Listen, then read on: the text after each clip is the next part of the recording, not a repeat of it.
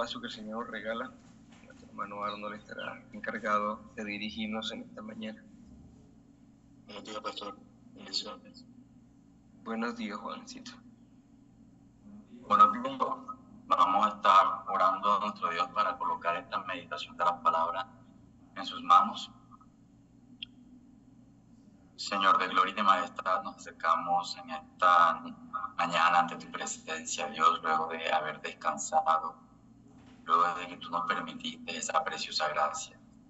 Damos gracias, Señor, porque nos regalas este día, Dios, una nueva oportunidad para hacer bien las cosas, una nueva oportunidad para poner en práctica tu palabra. Permítenos empezar, oh Dios, en ella, colocando nuestros pensamientos en lo que tú nos quieres decir, colocando, oh Dios, todo lo que emprenderemos en este día para que sea ella dirigiendo. Te lo pido, Dios, que nuestros pensamientos, que nuestras acciones sean todos, oh Dios, moldeados por esa palabra, oh Dios, con la cual tú creaste el universo. Te damos gracias en el nombre de Jesucristo. Amén.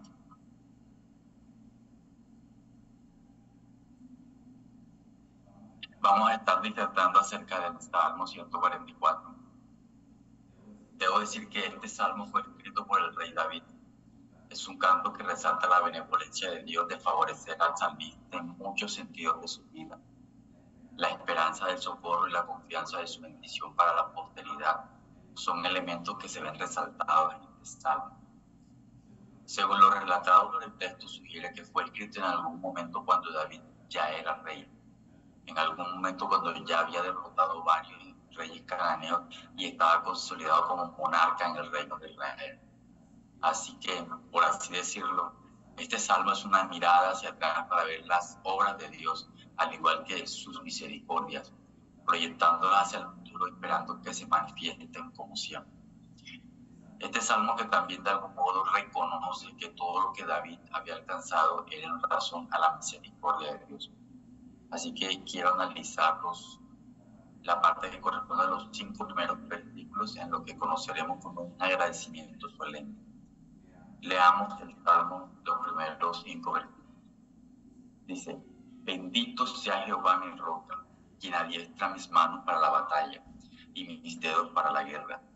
Misericordia mía y mi castillo, fortaleza mía y mi libertador, escudo mío en quien he confiado, el que sujeta a mi pueblo debajo de mí. Oh Jehová, ¿qué es el hombre para que me pienses? O el hijo del hombre para que lo estimes. El hombre es semejante a la vanidad, sus días son como la sombra que pasa. Oh Jehová, inclina tus cielos, hasta el 4. Como lo hemos leído, esta porción reconoce al Señor como el artífice de todos los logros alcanzados por David. Todo lo que él tenía, un gobierno estable, riquezas, siervos y siervas que le servían, victorias militares, esposas e hijos, todo provenía de la generosa mano de Dios. Sus palabras descartan toda autosuficiencia humana en el salmista, al suponer vanamente que él mismo pudiese ser en últimas el responsable de la posición que tenía. Torpemente tendemos a creer que nuestras fuerzas son suficientes para lograr algo de provecho en esta vida. Damos poco crédito a Dios de todo lo bueno que llega a ella.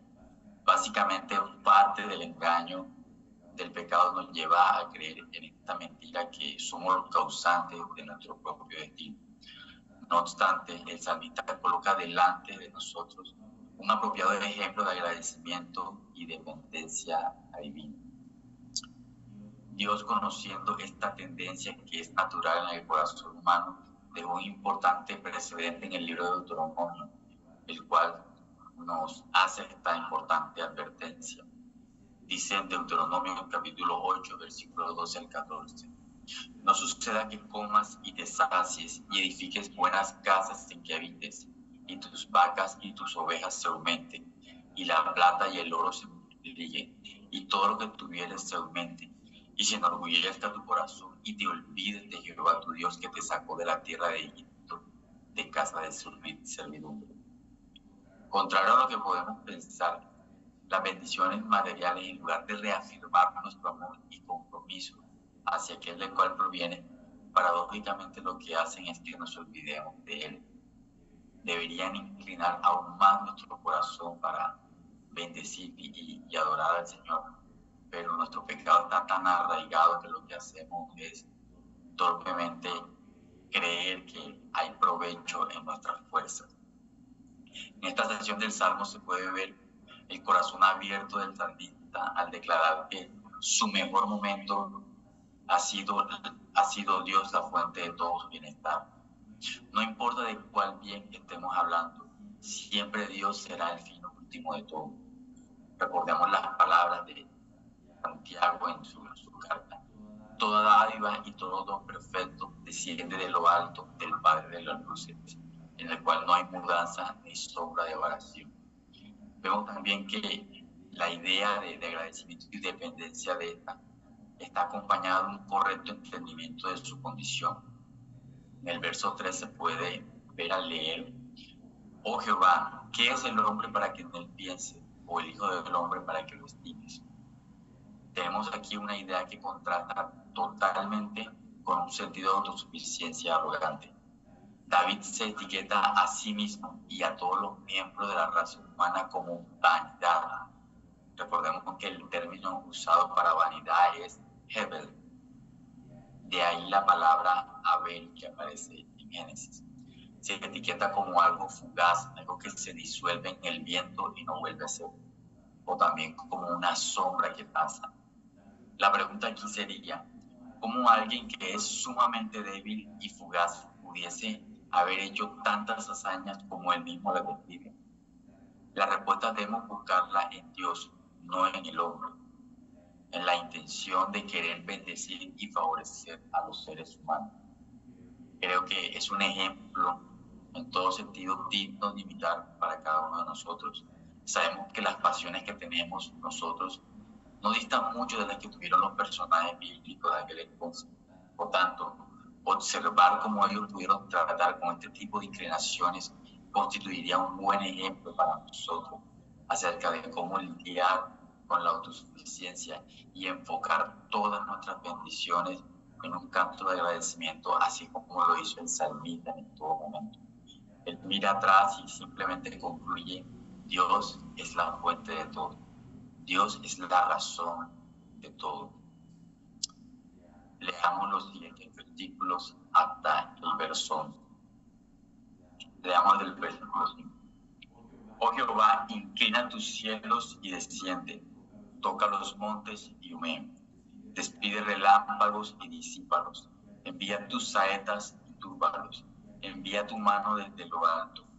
Redímeme y sácame de las muchas aguas, de la mano de los hombres extraños, cuya boca habla vanidad y cuya diestra es diestra de mentira.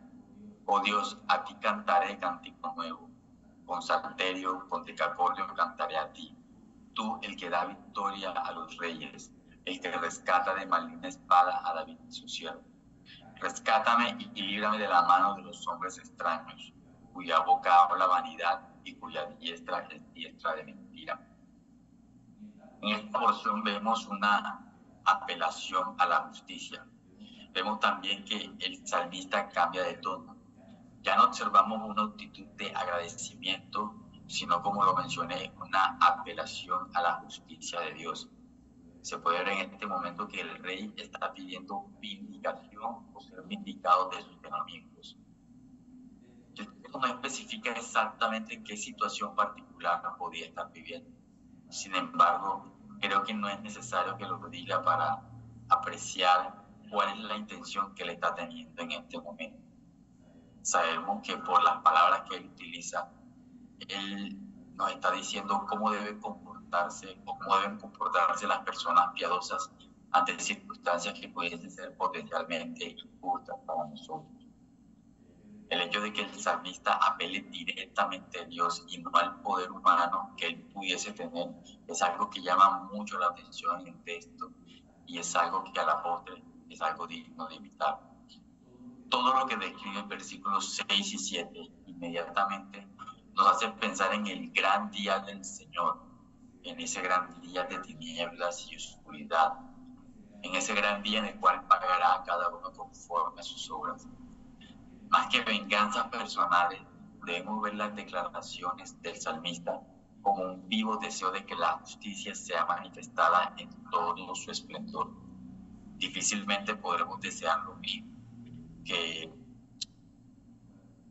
difícilmente podríamos desear lo mismo sin que nuestras concupiscencias vengativas salgan a relucir.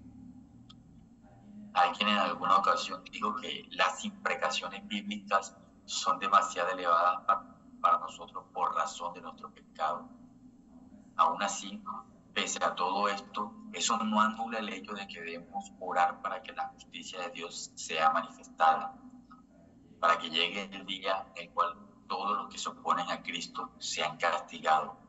Esta siempre será una buena oración, tal como la oración que está elevando el salmista en este momento.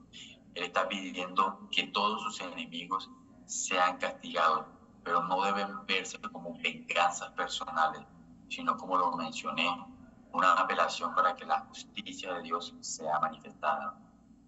Mediante el salmista nos enseña cómo debemos tratar con nuestros enemigos, con todos aquellos que nos hacen daños.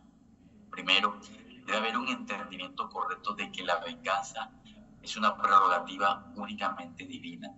Al señalar los atributos de Dios y su capacidad para juzgar, Él está reconociendo la facultad de juzgar no era de Él.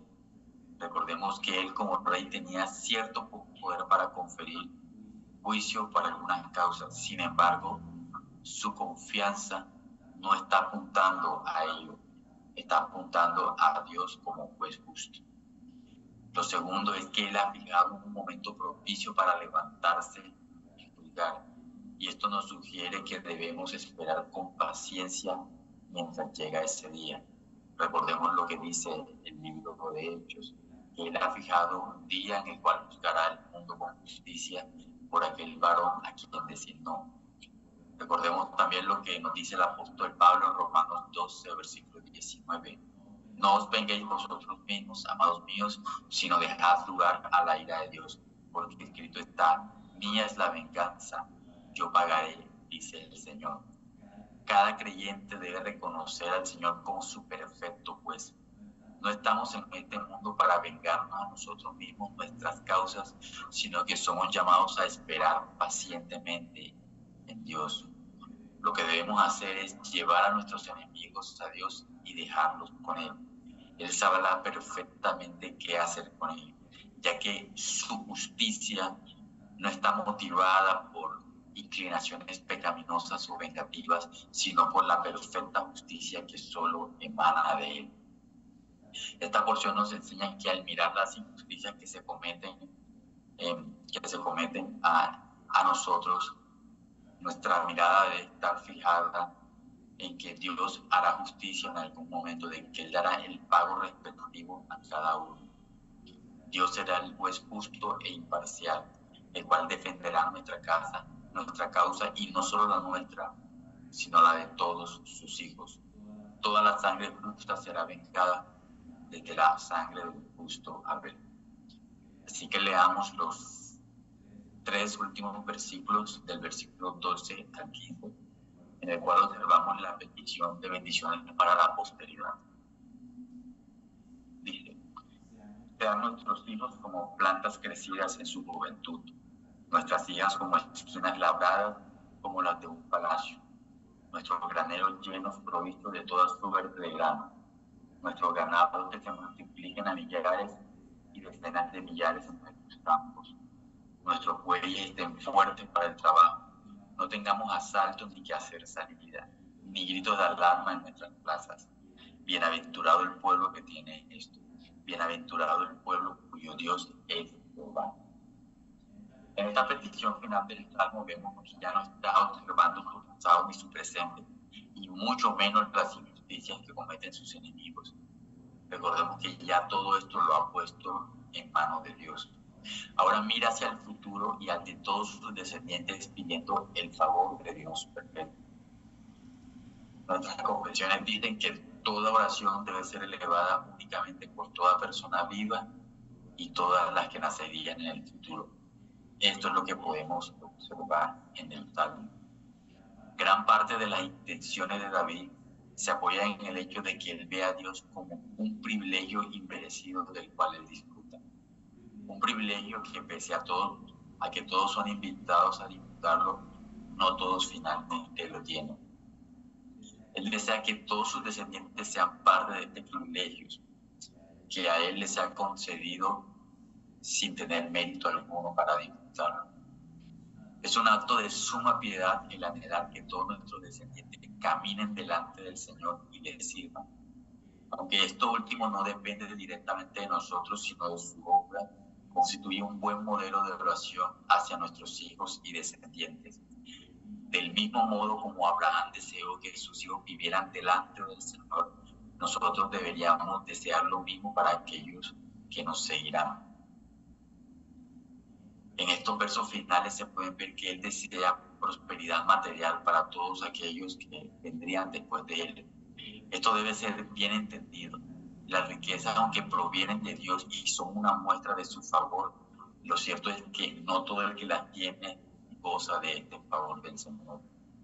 Seguramente él tenía claro el terrible lazo que suponían las riquezas para el hombre, como también que durante su tiempo había muchos ricos impíos. Así que es poco probable, por no decir imposible, que él se refiera a la riqueza como su matiz únicamente o como la intención de su oración.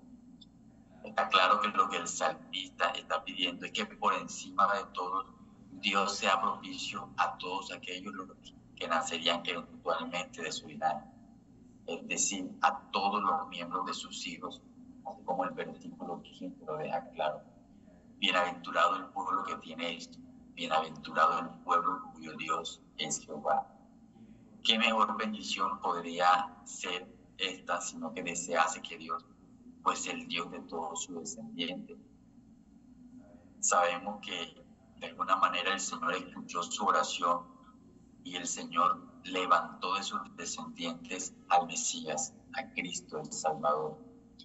Y ciertamente al leer estos versos es imposible no pensar en aquello que dirían los evangelios al respecto al presentar a Cristo como el tesoro escondido o la perla de gran precio, o aquello que diría el apóstol Pablo en la carta a los Colosenses, que en él están escondidos todos los tesoros de la sabiduría y del conocimiento. De alguna manera debemos ver esta oración de David para que él bendiga su posteridad como un reconocimiento de que sea Dios acompañándolos en todo momento, que su gran tesoro en su vida sea el Señor. Entendemos que todas las bendiciones materiales son simplemente añadiduras cuando lo colocamos del lado de la gracia y del favor de Dios. Esto es lo que debemos pedir incesantemente para nuestros descendientes. Y la petición del salmista es un buen ejemplo para nosotros. Así que, amados hermanos, estamos tratando acerca del Salmo 144. Como lo dije al inicio, combina varios temas. Vemos en ellos un agradecimiento solemne a las bendiciones de Dios, una apelación a la justicia y una petición para la bendición para la posteridad. Así que les pido que oremos. Bendito Señor, gracias, oh Dios, por la bendición de podernos acercar a tu palabra, oh Dios. Gracias porque toda ella, Señor, es de bendición para nuestra vida. Cumple el propósito con el cual fue enviada. Te pido, Señor, que al meditar en ella, Señor, nuestro pecado pueda ser confrontado, Dios. Que nuestro corazón pueda ser colocado de lado, Dios mío, de aquel que escribió este salmo. Que nosotros podamos anhelar las mismas cosas que él anhelaba. Que toda autosuficiencia en nosotros pueda ser anulada por tu palabra. Que siempre, oh Dios, podamos reconocer que todo lo bueno que hay en nosotros, todo lo que llega a nuestra mano, todo lo que somos, simplemente es una muestra de tu favor, de lo que tú haces en nosotros, de lo que tú permites que llegue a nuestra vida, oh Dios. Enséñanos, Dios, a pensar bíblicamente en todo sentido, en el trato a nuestros enemigos, en la esperanza, oh Dios, de que tú habrás de buscar, oh Dios, y permite, oh Dios, que nuestros descendientes, Señor, invoquen tu nombre para la posteridad. Concédenos eso, oh Dios. Te lo pedimos y te lo rogamos en el nombre de Jesucristo. Amén.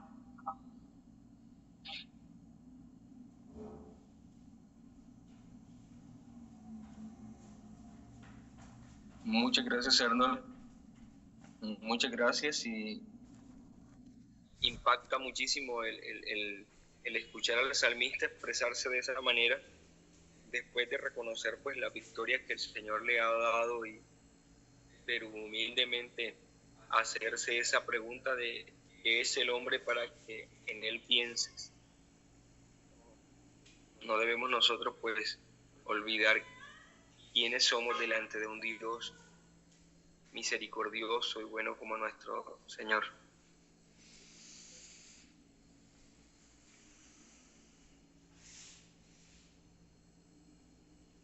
Amén, pastor. Realmente así es. Creo que los salmos son perfectos modelos acerca de cómo debemos pensar, de cómo debemos conducirnos en nuestra vida y son muy, muy aplicativos. Así que no son simplemente cantos.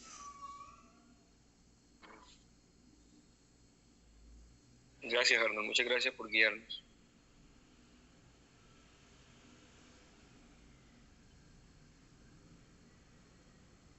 ¿Qué podemos orar entonces?